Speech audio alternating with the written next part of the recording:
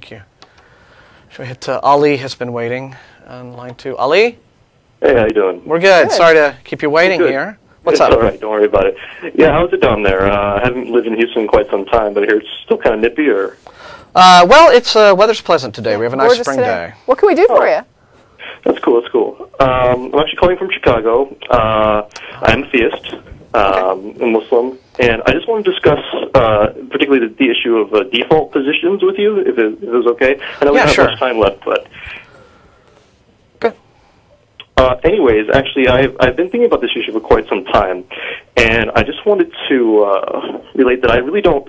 I understand sort of the atheist perspective on how atheism is the default position, but my belief in God, I think, is actually predicated more on a default position, and I kind of feel bad because after hearing Brian talk about God radar or whatever, it's kind of hurting my my argument right now. But I hope to give more of a kind of a deeper, hopefully a deeper argument if we have the time. Well, let's see how much you can do in 60 seconds, and then we'll take it from there, okay? 60 seconds, okay. And we're sorry, we should have got, here we go, the theist caller, that everyone in the chat room's yelling at us to get on the air. And, but go ahead. All right, anyways, I think that default positions cannot be predicated on the lack of belief, because if that were the case, the belief that atheism is the default position would actually precede atheism itself. Therefore, I could say basically I lack the belief that atheism is the default position, and therefore I do not have to accept atheism as the default position.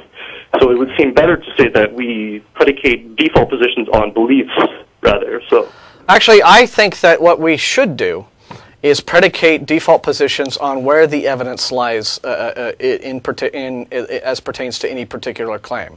For example, again, what should be the default position on I have an invisible magic elf living in my sock drawer? Mm-hmm. I mean, should the default position on that be not believing it, or should the default position be believing it? I would suggest that the default position on that kind of claim would be, I am going to reserve belief until there is sufficient evidence to make that it makes sense to believe that there is such an elf living in my sock drawer. Mm. And so that would be, so I would use evidence as the benchmark from that.